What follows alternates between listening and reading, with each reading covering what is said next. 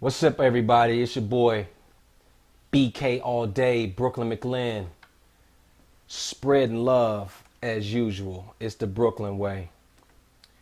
We gonna keep this thing going, man. We continuing. I know it's taking me forever to finish this, but as you all know, I had a little speed bump, a little hurdle I needed to overcome, so it's taking me a little while to get through to 30. But I was grooving for a while up until that happened. So we up to number 22. So we just gonna power right through. I appreciate all the calls and texts and Facebook messages and all that stuff. I'm getting strong. I'm getting better. Got that cholesterol down. More power to the people. All right, number 22. Quote number 22 from my book of favorite quotes. 30-Day Transformation to Becoming a Better You. Far from what I once was, but not yet what I'm going to be. I love that quote. Quote number 22. Rejection is neither an indication of value or talent.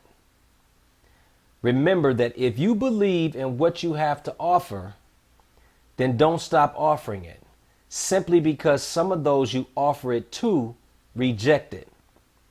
Many people are simply not very good at recognizing talent or value. It doesn't mean you won't eventually find an audience that will. Okay, number 22. Rejection is neither an indication of value or talent. Remember that if you believe in what you have to offer, then don't stop offering it. Simply because some of those you offer it to reject it. Many people are simply not very good at recognizing talent or value. It doesn't mean you won't eventually find an audience that will. And that is by Zero Dean. All right, let's read. Rejection. That word. Rejection means to be dismissed as inadequate, inappropriate, or not to one's taste. The feeling of rejection is not a good feeling. In fact, being rejected is probably one of the worst feelings there is. When I say the word reject, it doesn't feel good coming out of my mouth. Truth of the matter is, we have all felt rejected at some point in our lives. I will be surprised if there is someone out there who has never felt rejected. But rejection is a necessary component of becoming successful. Rejection is God's way of telling you to continue, but you are heading in the wrong direction. Although it is defined as being dismissed and inadequate, rejection can actually be turned into a positive. As an actor, rejection is a major part of the business of acting. We are told no roughly 99% of the time. I can't even recall all of the rejection I felt at the hands of women that I had interest in. At a time in my life, I took every no as a personal attack on me. So that made for many restless occasions. What I do now is choose to look at rejection as a preference instead. When I offer myself up to someone or a situation and they don't choose me, it is because they preferred something else. Everyone is entitled to their preferences the same as I am. Think of the times when you needed to make a choice. Did you base your decision on a preference or outright rejection? Usually you have a preference, and it is not a personal attack on the thing being chosen or the thing not being chosen. When we personalize it, then it becomes rejection. They didn't choose me because something is wrong with me. One of the 4 agreements is never take anything personally for this very reason. Most of the time, we are not privy to the decision-making process of people in positions of authority.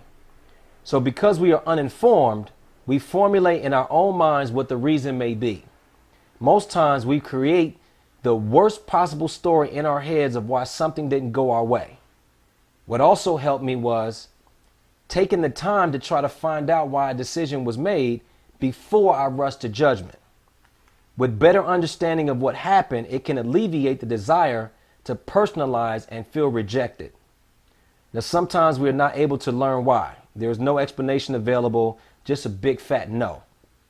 In that case, I apply what I stated earlier. Don't take it personally, and trust that when a door is closed, another door is opened. It has to. It is universal law. You wouldn't be given a dream or a gift and not be allowed to share it in some form. It may not be the way we thought it was supposed to happen, but if you're open to a new route along your path, it will happen. Take notice if every time someone says no, you feel rejected. Substitute preference for rejection and watch your energy shift to a more positive vibration. That's number 22. Rejection is neither an indication of value or talent. Remember that if you believe in what you have to offer, then don't stop offering it. Simply because some of those you offer it to reject it. Many people are simply not very good at recognizing talent or value. It doesn't mean you won't eventually find an audience that will. All right. Yeah, so like I was saying, as somebody who does acting and been doing it for a really long time, you hear no a lot of 99% of the time. And it doesn't feel good. And I know early on in my career, every no was like a paper cut. It stung, boy, because it's like you don't really get any real reason why. And so you take it home and you try to figure it out for yourself. So you're playing this game of trying to create a story of why you weren't chosen. And maybe I'm too short. Maybe I'm too tall. Maybe I'm too thin. Maybe I'm too fat. Maybe I'm too light skinned. Or I'm too dark skinned. Or I'm too much hair. Not enough hair. Like, you know what I mean? Like, those games that you can play with yourself, boy. And I used to do it. Oh, that person is this. That's why I didn't get it and they did. You know what I mean? Like, I was playing them games.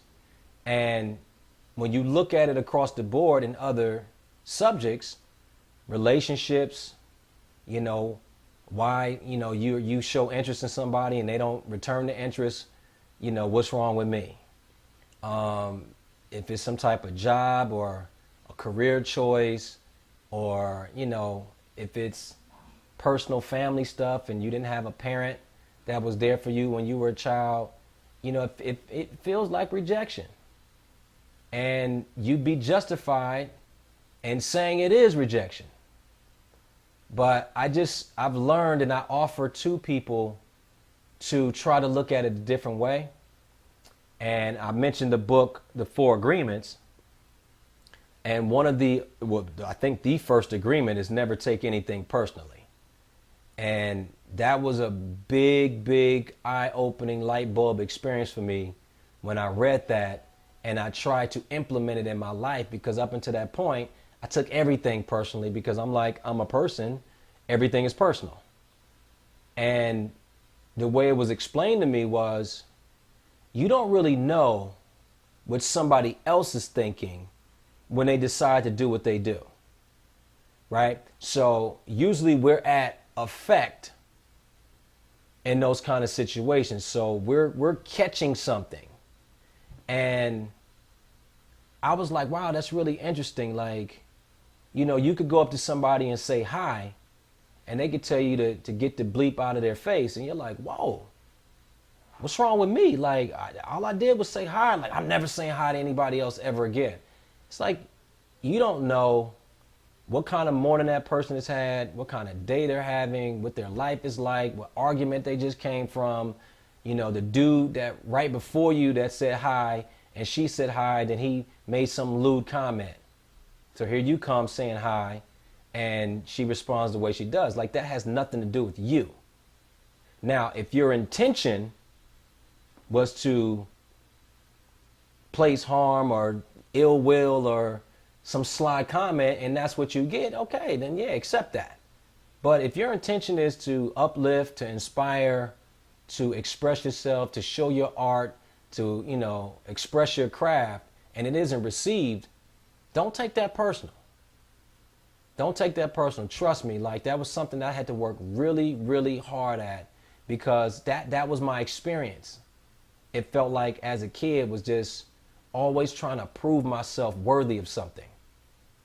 And when I didn't get it, it was a personal attack on me. When it really wasn't.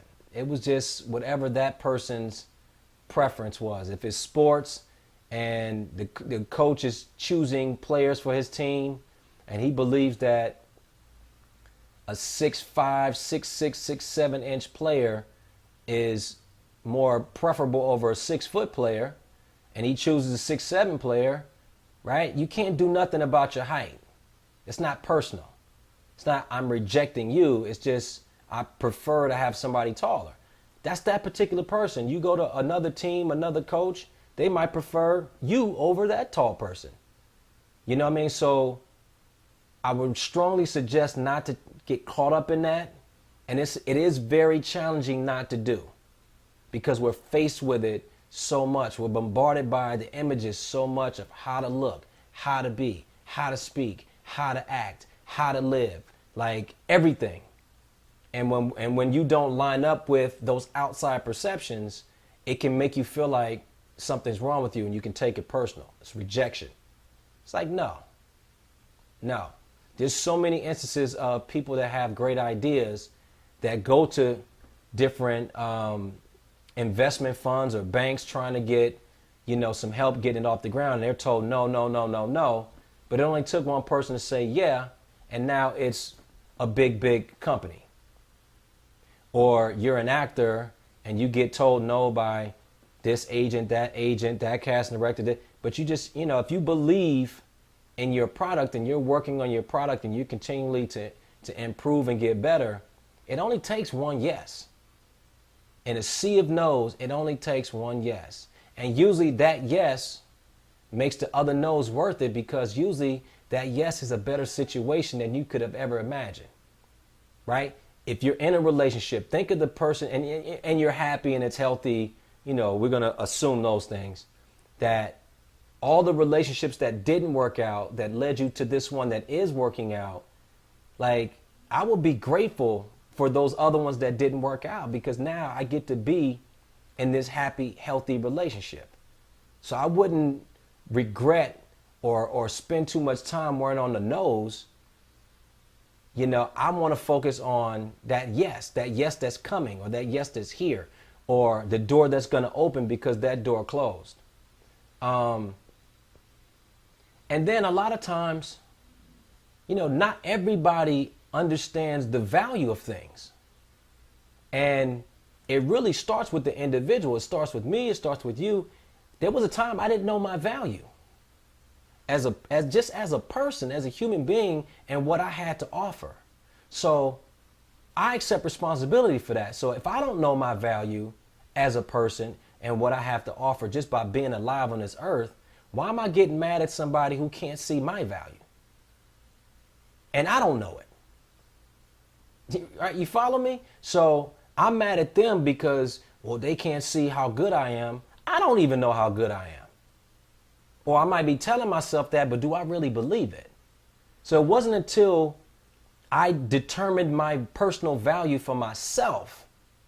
Now when I go out there, if I'm not treated as such, I just walk away from that situation. And I walk away with my value intact, because maybe that person, one, has a preference that's just not me. Two, they can't see the value because maybe they don't know their own value. You know what I mean? There's so many factors that are involved. And I'm like, you know what? I'm just going to focus on what I can control, which is me.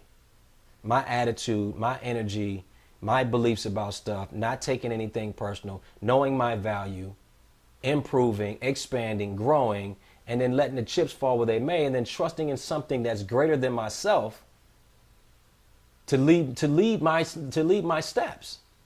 Try to get my ego out the way as much as possible and let that divine entity move me. Right? And we might think, because once again, we get bombarded with all the images, that it should go A, B, C, D, E, F, G, all the way to Z. And I'm like, that's not necessarily how it's going to go. Yeah, what you feel like your gift is, what you feel like your dream is, yeah, hold on to that. Hold on to that feeling. But don't get so caught up in it has to look a certain way for you to have it the way you feel like you're supposed to have it. You could drive yourself crazy with that.